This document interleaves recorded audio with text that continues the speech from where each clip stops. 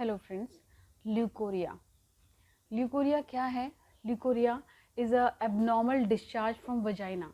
Vagina से जब abnormally discharge होने लगता है तो उसे ल्यूकोरिया कहते हैं। कि जो डिस्चार्ज है, लेमन लैंग्वेज में इसे सफ़ेद पानी कहते हैं। सफ़ेद पानी मतलब लेडीज़ कहते हैं कि सफ़ेद पानी झड़ रहा है बहुत ज़्यादा, दैट इज़ अ ल्यूकोरिया।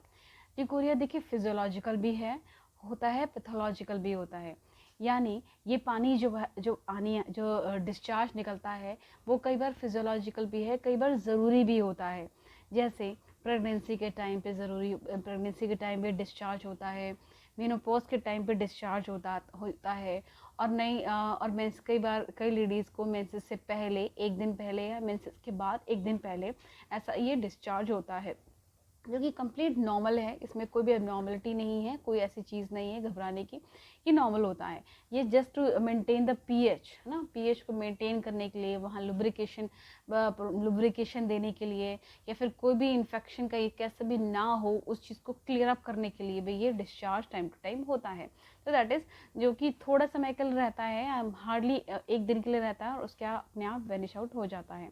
तो that is the normal leucorrhoea है ना, that is a physiological leucorrhoea. दूसरा जो होता है पैथोलॉजिकल, जब कभी डिस्चार्ज ये 24 घंटे से ज़्यादा होता है और उसके साथ कुछ एसोसिएटेड सिम्टम होता है, यानी ईचिंग है, उस पार्ट में बर्निंग है, ठीक है, पेन होने लगता है, लोअर एब्डोमेन में पेन होता है, लोअर एब्डोमेन में बर्निंग होने लगती है, उसके साथ बैक एक है, कमर में दर्द है, घुटनों में दर्द है। अगर ये सब चीज़ें उस ल्यूकोरिया के डिस्चार्ज के साथ आती हैं तो आपको समझना चाहिए दैट इज़ नॉट नॉर्मल, ठीक है, दैट इज़ एबनॉर्मल डिस्चार्ज, ठीक है। और उस समय उसको पैथोलॉजिकल ल्यूकोरिया कंसीडर किया जाता है। लिकोरिया कई तरह से लिकोरिया एक तरह से आपके फीमेल ऑर्गन का इन्फेक्शन ही होता है, कि आपके प्राइवेट पार्ट में वहाँ इन्फेक्शन हो जाता है, आइदर बैक्टीरियल आइदर फंगल, और आपके गोनोरियल बैक्टीरियल का इन्फेक्शन भी होता है, राइट। जैसे सेक्सुअल ट्रांसमिटेड डिजीज़ जो होती है उसका इन्फेक्शन भी होता है।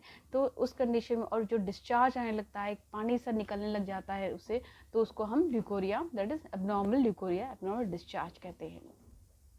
कि डिस्चार्ज में इसका जो इन्फेक्शन है किस वजह से है, बैक्टीरियल फंगल है, तो इसका एक माइक्रोस्कोपिक एग्जामिनेशन कराया जाता है, उसका एक कल्चर कराया जाता है, जिससे पता चलता है कि इसमें बैक्टीरियल इन्फेक्शन है या वायरल इन्फेक्शन है, या फिर ये सेक्सुअल ट्रांसमिटेड डिजीज़ की वजह से हुआ है।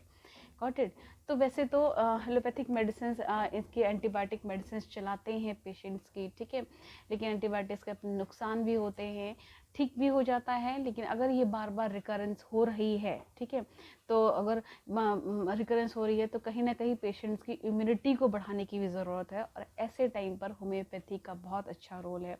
होम्योपैथी में बहुत अच्छी मेडिसिन है जो पेशेंट की बीमारी को हटाने के साथ साथ उसकी इम्यूनिटी को भी स्ट्रॉन्ग करती हैं, इम्यूनिटी को वीक नहीं होने देती हैं, और वो पेशेंट बहुत लेस प्रोन होता है फॉर फर्दर रिकरेंस, कि फिर से उसे कोई इन्फेक्शन हो, वो बीमारी पूरी तरह से जड़ से ख़त्म हो जाती है। उसके बाद उसको फिर से बीमारी को आने के चांसेस पेशेंट में कम होते हैं। तो कुछ बहुत बेहतरीन और बहुत बहुत अच्छी मेडिसिन है होम्योपैथी में, जो बहुत अच्छा काम करती हैं। जिसमें सबसे पहली टॉप ग्रेड की मेडिसिन है, दैट इज़ द सीपिया। सीपिया का सिम्टम ये है, जो मोस्ट ऑफ द केसेस में ल्यूकोरियल इन्फेक्शन में दिखता है, कि लोअर एब्डोमेन में, नाभि के नीचे जो एब्डोमेन में पेन होना, वहाँ जलन होना, एब्नॉर्मल ब्लोटिंग होना, ठीक है, और हल्का फुल्का बैक एक होना। तो ये सारी चीज़ें ये सारी चीज़ें पेशेंट के साथ होती हैं, ईचिंग होना, ठीक है, डिस्चार्ज में, तो वो सारे सिम्टम्स कवर करती है सीपिया। यानी वो जो ल्यूकोरिया है बिकॉज ऑफ द इंटरनल जो फीमेल रिप्रोडक्टिव ऑर्गन्स हैं, सर्विक्स है, वजाइना है, यूट्रस में कहीं भी इन्फेक्शन इन्फ्लेमेशन हुआ है, तो उस कंडीशन को बहुत अच्छे से कवर करती है सीपिया।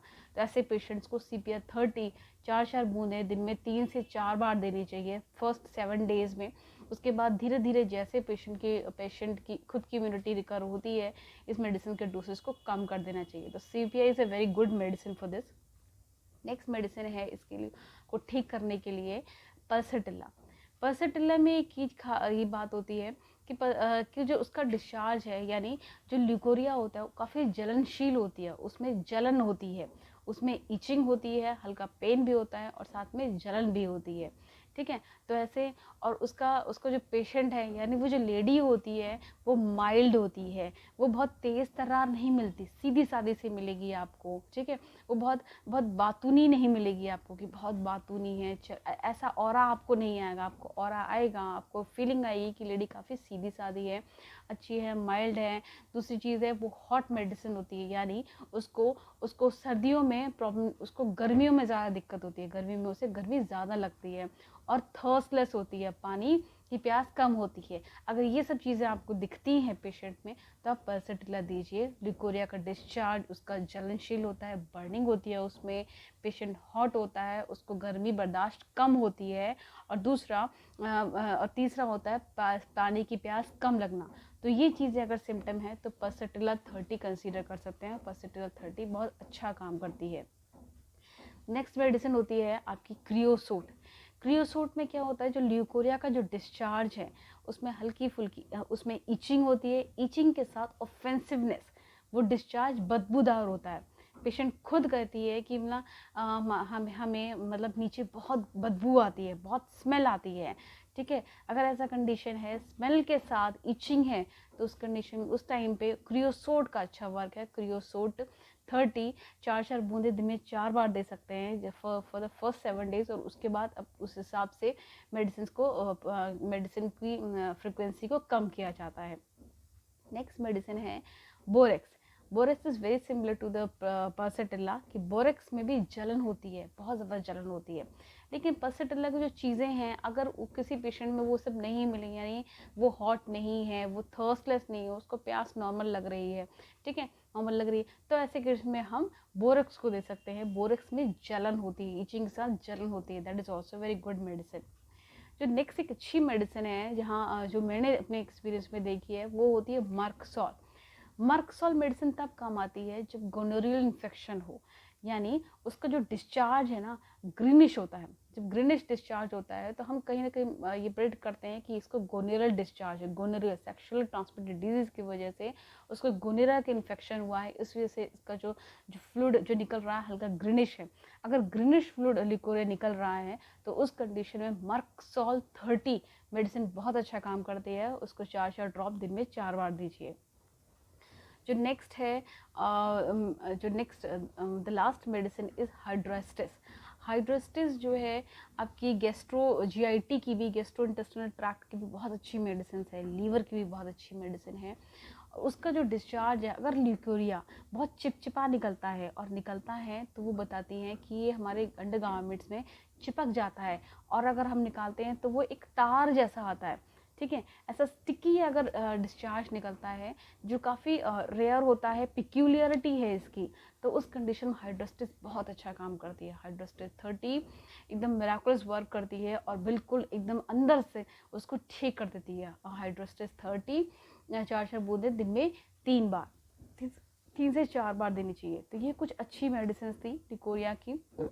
तो यानी कहने का मतलब है लिकोरिया बिल्कुल तरह से पूरी तरह से क्योरेबल है, एकदम ठीक होता है, और टाइम लू और जल्दी लिकोरिया है ना, नई बच्चियों में, नई गर्ल्स में ये बहुत आता है। बहुत देखते हैं मेनोपॉज के बाद भी लेडीज़ को ये लिकोरिया की चीज़ें चालू हो जाती हैं, because ladies are more prone for the infection. जो यूटीआई है, जो मतलब लोअर पेल्विस में इन्फेक्शन के लिए लेडीज़ बहुत प्रोन होती हैं, बहुत जल्दी उनको रिकरेंस वो हो जाती है। इसीलिए ये लिकोरिया की शिकायत भी लेडीज़ को बहुत जल्दी होती है, बार बार फ्रिक्वेंट होती है। और आजकल क्या होता है बच्चियों में, नई बच्चियों में ये चीज़ें बहुत आ रही हैं। लेकिन उसके साथ क्या होता है कि जो लिकोरिया आता है तो कई बच्चियों में ना बैक ऐक की कंडीशन बहुत होती है। जो कैल्शियम होता है इस लिकोरिया के साथ, कैल्शियम उसका एसिमिलेशन प्रॉपर नहीं होता, और कैल्शियम भी यूरिन में या फिर लिकोरिया के साथ बाहर निकलता है। तो ऐसी कंडीशन में बच्चियों को कैल्शियम की डेफिशिएंसी हो जाती है, उनको कैल्किरिया फॉस की टैबलेट भी साथ में देनी चाहिए। और टाइमली लिकोरिया को डायग्नोज करके, सेल्फ डायग्नोज करके, सफ़ेद पानी झड़ रहा है अगर आपको लग रहा है वो 2-3 दिन से ज़्यादा है, तो please go for the treatment, उसका ट्रीटमेंट कराइए, उसे इग्नोर मत कीजिए, क्योंकि वो हर बार नॉर्मल, हर बार फिजियोलॉजिकल ना होकर कई बार पैथोलॉजिकल होगा। Thank you so much for all this. Thank you so much for watching मी। अगर आपको इन्फॉर्मेशन थोड़ी भी अच्छी लगी हो तो प्लीज़ लाइक कीजिए and subscribe my channel. Thank you so much.